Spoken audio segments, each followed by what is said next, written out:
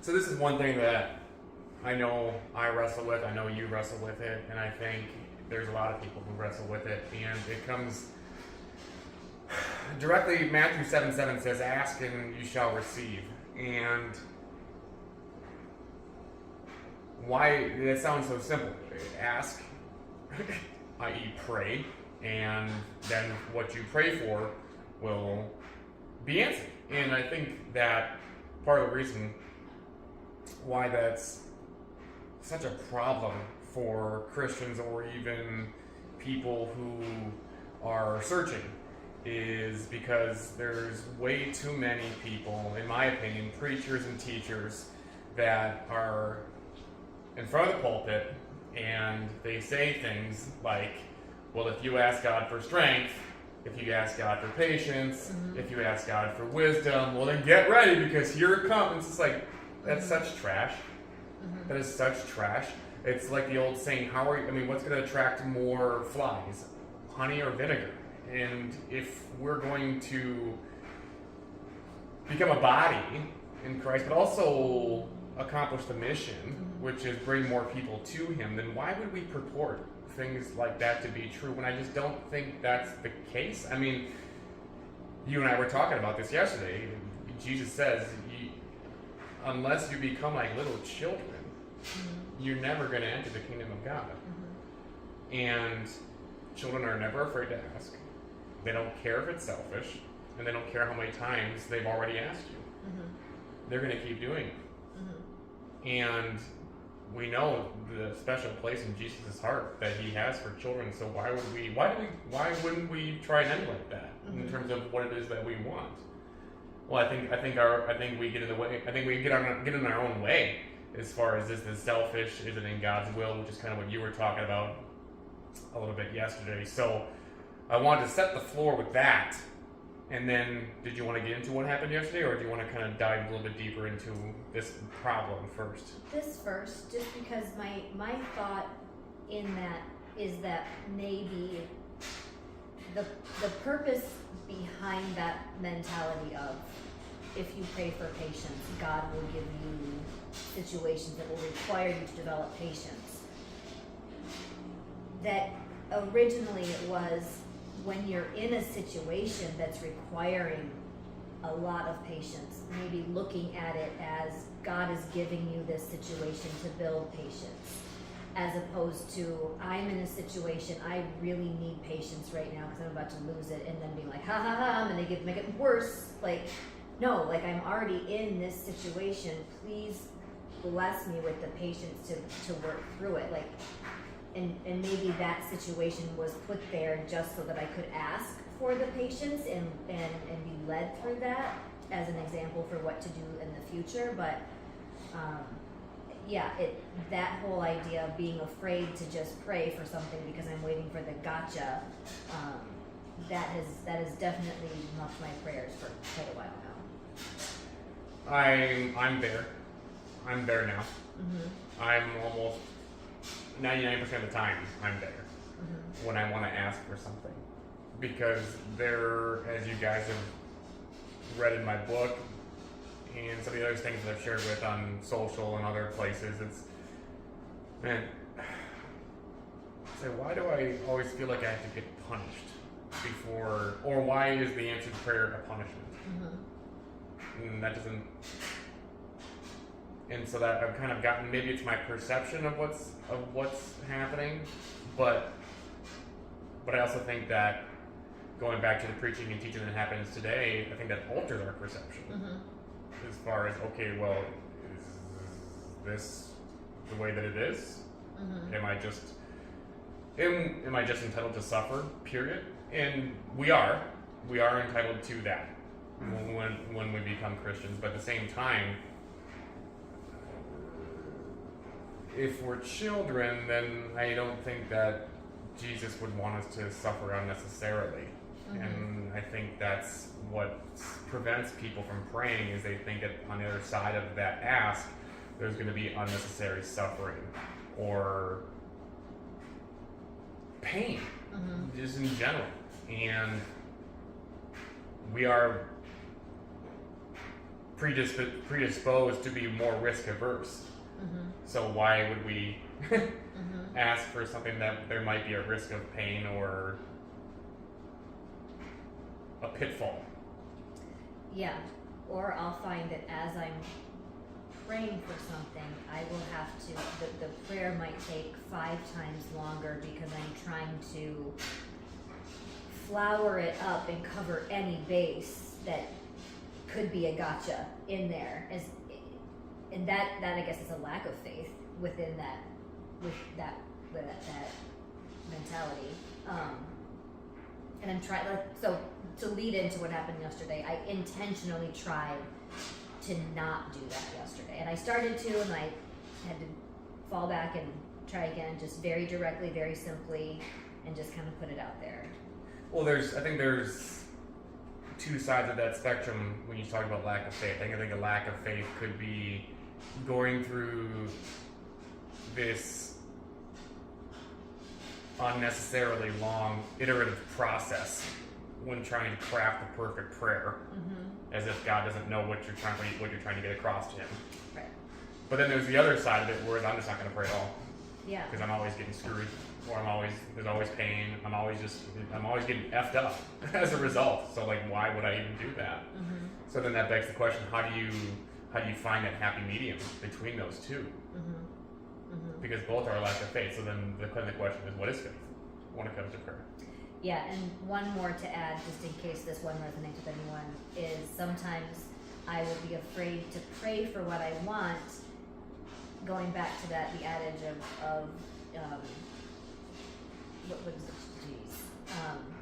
Be careful what you wish for because you might get it. Mm-hmm. So then it's like, oh, well, if I'm praying for this and then I get it, is this God's way of teaching? And then maybe we weren't ready for that, or this person wasn't ready for that, and things fall apart. Was this then a lesson? Like, see, you shouldn't just pray for things that, you know what I mean? Like, just such a messed up relationship with it sometimes. So then it does become sort of a paralysis by analysis. But then that still begs the question: then, if neither of those things are faith, then what is? Mm-hmm. I mean, I guess I just kind of looked at it yesterday when I said the prayer that I said, of just like, maybe that is the enemy getting in, and that's his way of getting me to abandon prayer, or confusing me to the point where it's this chore because I'm trying to cover every angle that I could possibly think of that it could be a gotcha. And so I just, in terms of faith, like I just did it. And I think beforehand I remember thinking, okay, well, if I pray for this and it doesn't happen, what is that going to look like for your faith? Is it going to damage your faith, or how are you going to feel about it? Because I wanted to make sure this wasn't also like, here God, I'm testing you, like make this happen or I don't have faith. I just felt like so the mentality I had was, okay, maybe it doesn't, maybe he doesn't grant this prayer, but it's still my opportunity just to ask. There's nothing wrong with asking. And if the answer is no, the answer is no. But you never know what can happen if you just ask. And then it was so confirming, not just from my end of the prayer being answered, but then when we talked later, what more was happening behind the scenes. That was just kind of like God's way of like, and you can just ask. It's okay. And I'm here. So what had happened yesterday is I had my second meet of the season at Grand Valley, indoor meet, and didn't do the 400, just wanted to do the 60 that day. And about 10 minutes before race time, I had tweaked or strained my lower back. And it's not that this hasn't happened before. I strained my calf my second meet ever in February of 19, and then I went on to run that race. But it's been some time, and I was just like, oh, you've got to be kidding me. Tiffany's going to be here any minute. She paid $10 or whatever the entrance fee is to be there, and now I'm going to tell her that we're going to have to go home because I can't race. But I immediately just took off my spikes and started doing some things, or movement and rehab wise, and I just tried to bring myself back by saying, you've been here before, you can race injured. And I continued my warm-up. Then as the 60 began, there were 8 heats. I was in the 8th. I needed all the time I can get, so thank God for that. So I go over there, I put my sweats on while the first couple of heats are going, and I just asked God, I said, Lord, please protect me and propel me past the finish line so all who see this may give you the glory. And I said, in Jesus' mighty name I pray, amen. And by the 4th heat, I walked up to my lane, and I was designated to be in lane 7. And another couple of heats went by. I think it was after the 5th heat, so 2 more heats before I was to go, and a guy there an older guy out of college, he comes up to me, his name's Ryan, he says, hey, did you see the heat assignments just changed? You might want to go check them. And so then I went over to the heat sheets, which were taped above the water fountain, and my heat didn't change, only my lane did. So I was still in heat 8, but my lane had changed from 7 to 3. And I took my sweats off, sent Tiffany a text to say a quick prayer, just tweak my back, and 2 weeks later I went up there, ran the race just fine. I actually ran a season best yesterday on a strained low back, and I remember crossing the finish line, and then I immediately, on my walk back, I started looking for you in the stands, because I wanted to just be like, oh, can you believe it just happened? And when I got back, then I saw your text that said to me, had an answered prayer. And so I thought, well, yeah, I mean, I just ran on a strained back. Yeah, absolutely. And so then I took my spikes off, put everything back on, and I went upstairs immediately to share the moment with you. Little did I know you had a moment to share with me, and you had said that where you were sitting, and if you watch the video, you can see it perfectly as to what she was talking about. You said there was no way I was going to be able to film you unless you were in one of the first 3 lanes 1, 2, or 3. And so then you prayed, and that's kind of what you were talking about earlier, as far as like trying to iteratively craft it perfectly so God can answer it. And then you just finally said, okay, now I'm just going to ask, please let him be in lanes 1, 2, or 3. And specifically for a selfish reason of to make it easier for me to film this. Yeah. Like yeah. really just concretely. Like, and then looking around like, okay, if he's not, where can I go? It was pretty packed, so I'm tight in there, like, okay, I'm gonna stand up, I'm gonna make people mad, but I can lean over, maybe I can, whatever. And so I said the prayer, and then within how many minutes you came up and you were in lane 3. And I didn't realize that you hadn't been in lane 3, you had been in lane 7. And about the time I was saying my prayer for you to be in one of those lanes, your lane was switched to lane 3. Yeah, that's what I was gonna go off from there, which makes me wonder is did the lane change happen right as you were praying for it? And that's really a rabbit hole we could go down. But that's to me that's the cool part, because I've been doing this is my 7th year sprinting. That's never happened before. Lane changes just don't happen minutes before the race. Why would you do that? It's going to screw things up. You're going to have people not knowing where to go. And at a place like Grand Valley, who run incredibly efficient meets, you would think that they wouldn't do something like that to cause them to run behind or have just a whole menagerie of things happen. But it did. And I remember you telling me that you had prayed this prayer, and then there I was, and then I said, you want to know what's really crazy? Yeah. And then I told you what had happened, and in that moment, I believe there were 2 miracles in that one moment. I mean, because the guy who told me to the heat assignments had just changed. He was in heat 6. And at the sound of the gun, he got out, boom, and his low back went. He couldn't finish. 5 meters into the race, he had to bow out. And so I'm sitting there watching this happen, and I have a low back issue as well. Like, okay, right? He's not he's not as old as I am, but he's 28 against college kids, and I'm 34. I'm like, oh, okay. So, I mean, these things just don't happen. I mean, you can try and science me all you want, but being a 243-pound dude with a strained low back, you don't run a 60 meter without something else happen. Either exacerbating the issue at hand or that issue causing another issue somewhere to happen, right? So to me that was a miracle, but then also for the two things to be dovetailing at the same time. Yeah, and for me, if someone, I mean, people can try and coincidence it or science it or whatever, but for me, it was an answered prayer, and it was a very concrete and multifaceted answered prayer that I think just made it deeper when we both shared our parts of it. So for me, it was extremely confirming that, like, hey, you can just pray to me and it's okay. You can just ask and it's okay.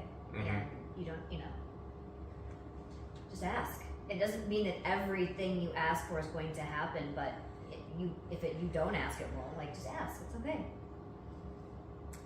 And so then the perspective question for Christians who are on their walk, but also somebody who is maybe thinking about it, the obvious question is, okay, then how do you make that happen again? If that was something so amazing, how do you make that happen again? Is it just paying attention?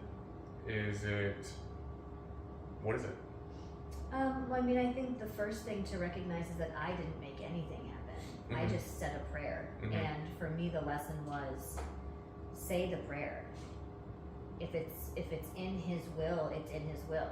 And if it's not, it's not. And I was talking to my brother earlier, and the idea of, well, then, because then people can say, well, if it's His will or not, then it doesn't matter if you pray, because it's going to happen anyway.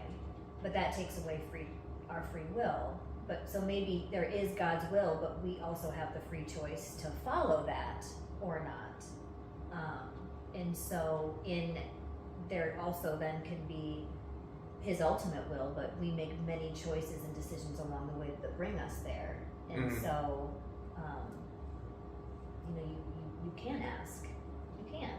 And if it happens or it happens or doesn't, but I think we're paralyzed sometimes by the fear of asking, at least for me. Oh, that's selfish. Oh, that's this. Oh, that's that. Oh, just ask. To me, it's not so much the selfish piece. I have no problem being selfish. It's that to me the problem is definitely, okay, pardon my French, but like, okay, how am I gonna get fucked up this time? Like, how's he gonna humiliate me this time? How am I gonna get hurt here? What's gonna happen now? Like, what more haven't I learned? Like, okay. But I also would, and we'll see in the coming year or two, but like, I think that there was a time that you needed those really difficult lessons. Like, you needed to be humbled and kicked down in the way that you were to build you into who you are today. But that doesn't mean that going forward, every new lesson is going to have to be delivered in the same painful way. It changes as as you grow and evolve and your faith grows and evolves. What you need in order to change and grow also evolves. So then going back to other people who might be thinking, is Jesus what I want in my life? Then what's the pitch to them? If they look to somebody like myself and then to you, it's just like, well, let me tell you about what Hunter. Yeah, he needed to be this. He needed to be that. There were lessons that needed to be learned, and then that person's be like, yeah, no thanks. Oh, I don't think just because you haven't accepted Jesus or you don't look to Jesus, I don't think that negates you being the attempt to teach you the lessons in life. I think you will continue to be given the same lesson over and over until you choose to learn it. And so there's suffering either way. The suffering with God and looking to evolve and grow is that you outgrow that kind of suffering, and then you are built into something else. But if you don't look to God, it's not like all of a sudden you look to God and suffering comes. Like, you're going to suffer either way. People are going to suffer. But it doesn't always look like it on the outside. You can think of, well, what about the billionaires who are corrupt? We don't know what's going on in their personal lives. They might be miserable all the time, or have something that keeps happening, or whatever it might be. Someone that you think that, well, they're not following God, and they seem to be great, but we have no idea what's going on with them internally, and the mistakes that they keep repeating over and over, the patterns and loops that they keep repeating in their lives. Oh, I mean, that was something that Mr. Pena said ad nauseum during the week at the castle. He just always said, you guys want their lifestyle, but you don't want their life. And he said that, and he brought up Steve Jobs, and how he and Sally had went to a gala with Steve Jobs, and he just said Steve looked like shit. I mean, this was toward the end of his life, and he was just like a zombie on the dance floor or wherever they were. I mean, he looked like hell, probably because he was living in it. And so, was it that lesson? Did he? I mean, I think at the end, maybe someone said he. I'm not going to try and quote him because I'm going to screw it up and I don't remember it exactly. But I felt like at the very end, he had made some comment where I felt like, oh, he finally sees what's maybe really important. But year after year after year, a decade, like, did he learn the lesson when, what was it, Apple was taken away from him at one point? Was that God's way of saying, hey, go father your daughter, go, whatever it may be. I don't know what his lessons were, so I'm not trying to speak on that, but we don't know all those things that he went through. Were those all the lessons trying to teach him? But there was something else, another way, and he didn't learn them. So he had a lot of financial and material success here, but was lacking in other areas. So then how do you, I guess if you had to give a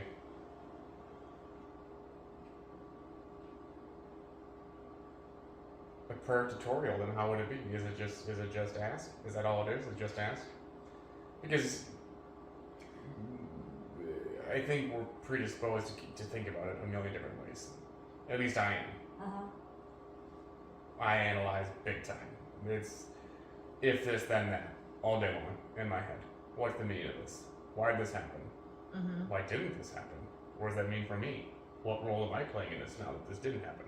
What does my life now become that it did? And it's just, I mean, my mind is a storm. But I don't know if that's how anybody else thinks or analyzes their prayers, or how they sort of pre-qualify their prayers. But I mean, yesterday, I'll be honest with you, yesterday when I was doing whatever I needed to do, I mean, I've gone through so many injuries, and regardless of football that's coming up in a couple of weeks, or there's another meet this Friday, it's like, okay, well, what is the absolute worst that could happen? I get hurt. Well, I know what that feels like. It's not like it's new to me. And so once I kind of cleared that off the table, I'm like, oh, okay, well, if I get hurt, okay, it's going to hurt, but it's not going to kill me.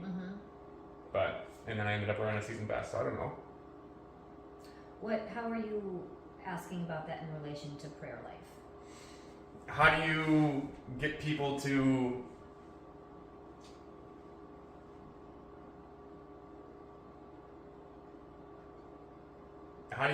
just ask? I mean, I think people can talk about it, but I don't think you get people to do anything. I think just try it, give it a go. But I think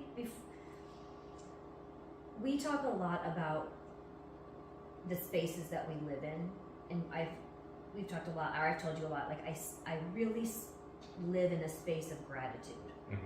I'm giving thanks. Like, I feel like I have an extremely close and casual relationship with God, and I speak with him and I give thanks all day long about things, all day long, every day.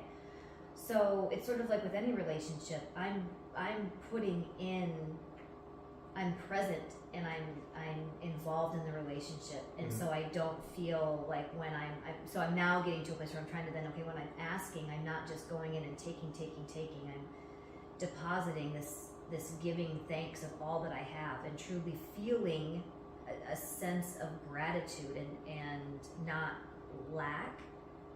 So then praying for things, I mean, I think you have to, one, build that relationship with God where you're taking the time to spend time with him, whether that's 5 minutes a day to start or just periodically throughout the day. You have to build that relationship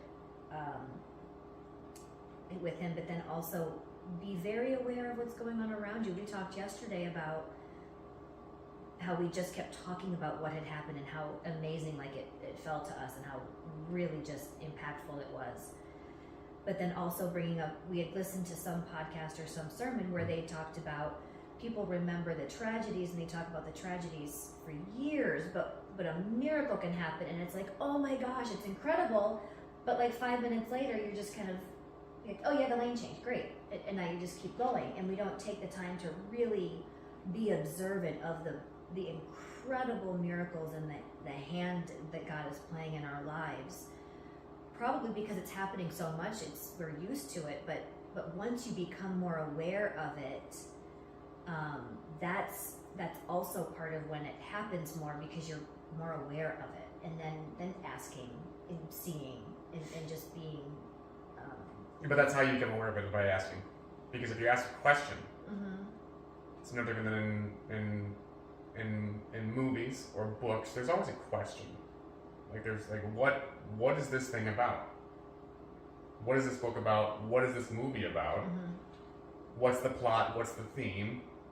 And so if you ask the question, if you ask, which is I guess what we're trying to get people to do here with their prayers, is ask. Well, now you've officially opened up a story loop. And so then if you are asking, then either subconsciously or not, you'll either be looking for the answer, or you'll be aware, more likely to be aware when you see it, because you've asked the question. Where if you didn't ask, well then when the answer comes, it's not an answer because you never asked the question. Therefore, the story never starts and it never ends. And I think that would be, I guess, the simplest way is because moments. I think miracles are moments, and they're happening all the time. But it's no different than how God walked with us 2,000 years ago. Jesus' miracles were moments. Healing the leper was a moment. Giving the blind man his sight back was a moment. The shriveled hand in the synagogue was a moment. And it all came after, again, going back to what that sermon was talking about. Jesus asked him, what do you want? He asked a question. Right? And so then when it happened, yes, I mean, obviously, the time horizon between when Jesus asked the question and then the thing happening, that shortened time period between the two made it even more evident that a miracle had just taken place. Because it asked, answered, boom, like that. And I think that's what made the miracle so... made that such an unforgettable moment for us yesterday. Just asked, answered, as far as that goes. And so maybe that's all it is just if you want to be more aware of the miracles, then you gotta start asking. Start asking. So then when the answer presents itself in the form of a moment, then you can see the miracle in the moment because you asked for it. The answer closed that story loop, and that's how we communicate, is through stories. And now we have a story to tell, right?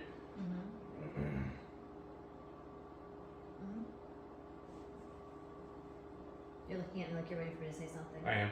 What are you waiting for? I don't know. Okay. So are we done? I think. Okay. Okay.